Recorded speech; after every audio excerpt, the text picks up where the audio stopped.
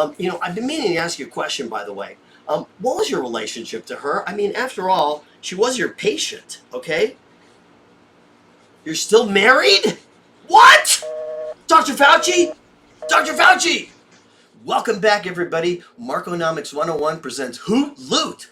This is the place to be informed, be amused, but never be misled. I'm at the racetrack here. I'm trying to get away from you-know-who, who's going to serve me with divorce papers, I think, because she's with Dr. Fauci. I don't even want to talk about it. Today's show is going to be great. It's called Ascending Wedges Bring Descending Prices, and we see an awful lot of them. It's going to be packed with information, and please like and subscribe right here, and we'll be back in just a minute with the charts.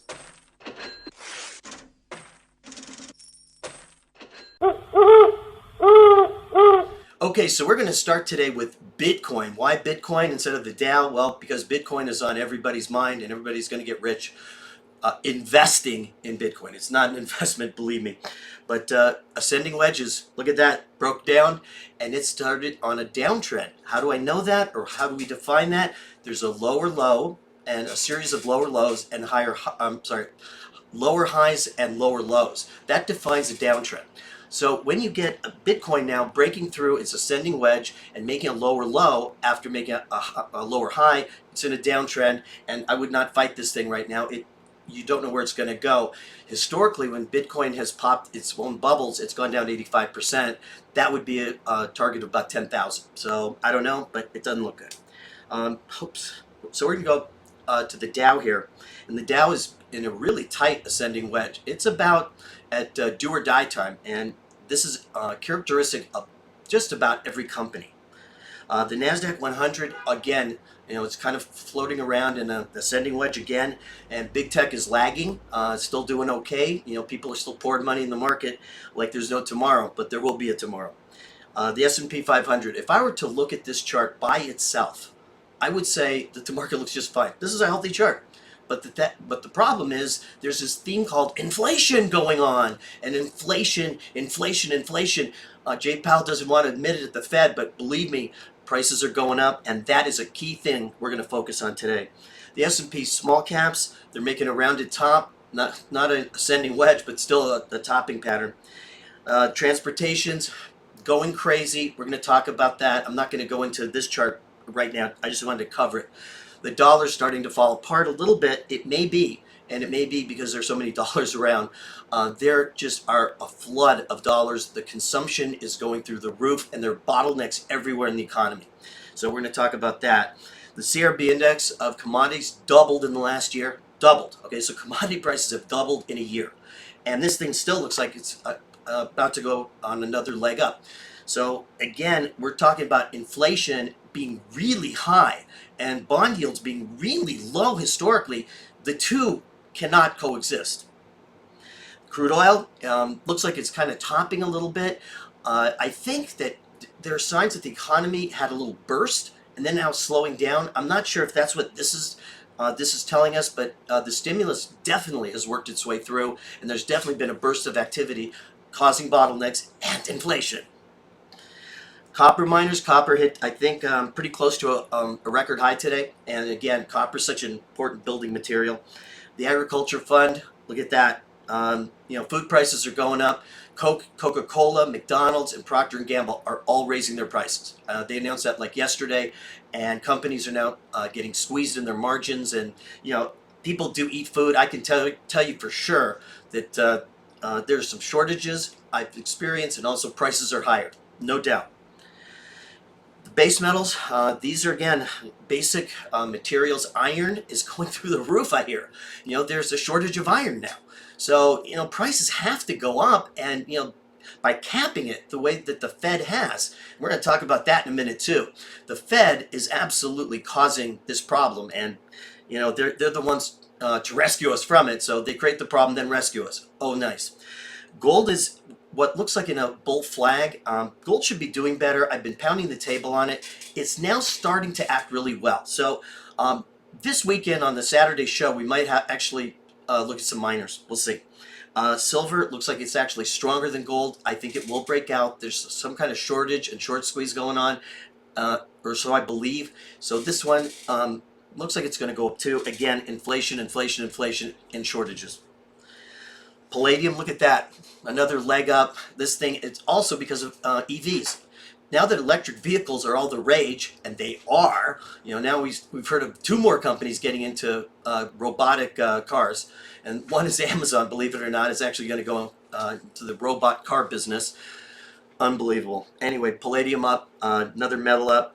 10-year treasury yields look like they're topping a little bit, and I think investors have convinced themselves that they are topping. They're not. 10-year yields don't even cover basic inflation, which is running at least 6%, at least. It may not at the Fed because they don't pay for anything, they just print dollars. 30 years, again, same kind of pattern, but I believe it will break up, not down, even though this is a topping pattern. It's going to be a continuation. And the reason, again, is that the 30 year is not going to be competitive with other assets unless it goes up in yield. And it has to, and that's going to bring other assets down who compete with it. It's going to be a chain reaction. And 38 years of falling interest rates are now going to suddenly reverse, and no one knows what to do. Who knows what to do with raising interest rates? I lived through a cycle like that, and let me tell you, it's rough. The bank index, I'm putting it in here, rounded top. They look like they are topping, and I would say that both the bank index and the broker dealer index, which is also an ascending wedge. I know you're sick of hearing me say that, but this one looks like it's really close, and these are topping patterns. The reason they're topping is that it's harder to break up, through the triangle or the wedge than it is down. So if you break up, you enter a period of exhaustion where money is just chasing, and you have sort of an exhaustion peak. And I think that's happening in a lot of stocks. This is Apple weekly. Okay, I didn't do daily 1 year because the weekly is more revealing now. It's been in a topping pattern for more than a year. I mean, look at that. It's in a bear flag, which is ascending, and it's also possibly making a head and shoulders. It's making a lower high now than it did earlier this year. And the other thing is Apple reports earnings next week, and every analyst is assuming that Apple's just going to blow out earnings. We'll see. I don't know.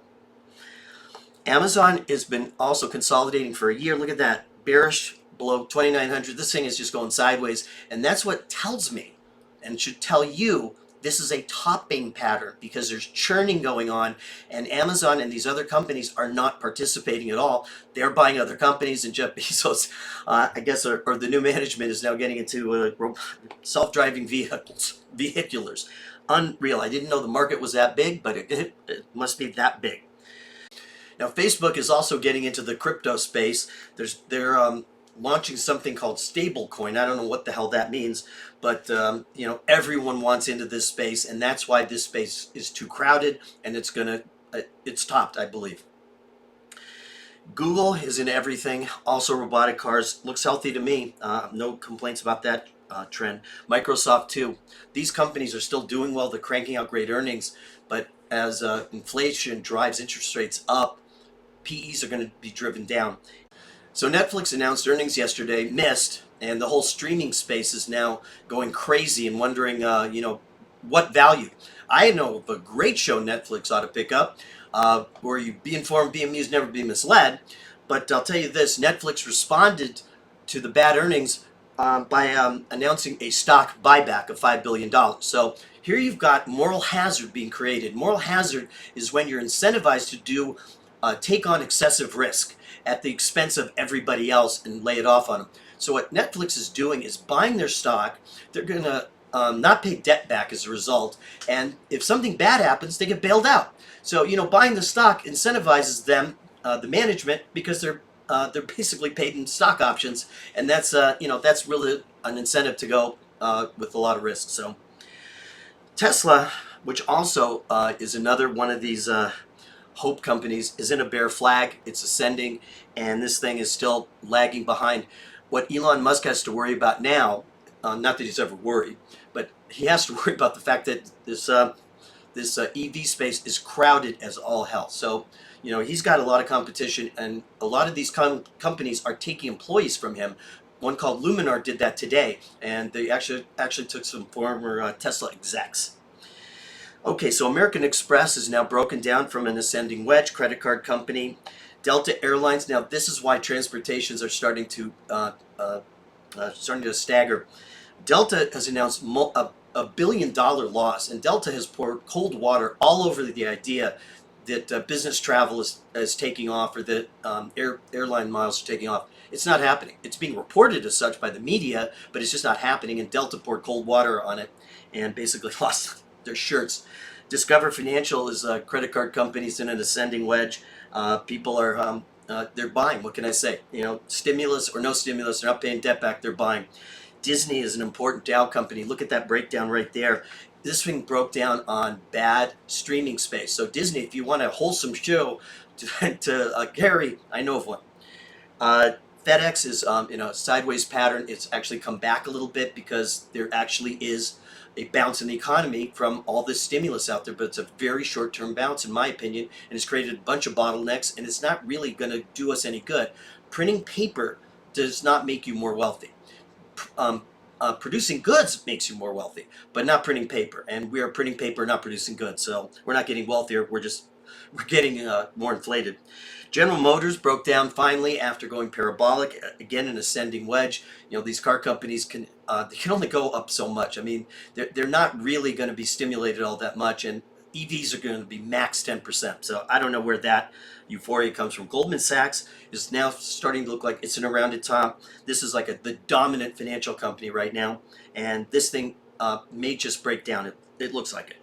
Intel is a big chip maker, ascending wedge, Dow component, breaking down.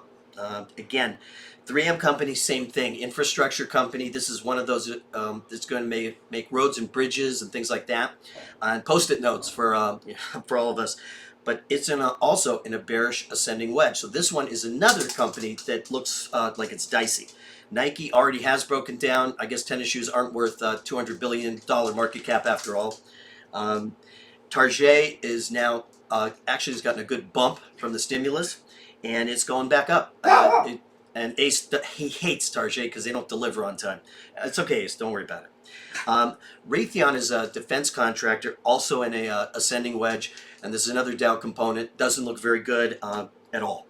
And United Airlines also poured a lot of cold water on the notion that people are traveling. This is also breaking down, not looking good. And thank God I made it through without getting divorce papers served on me, because they're going to be any minute now. Fauci, what are you doing? I thought you hung up on me last week. And besides, you got her, right? She's going to divorce me, right? She divorced you? Well, then who's she married to? Fauci? Fauci! Hey, where'd you go?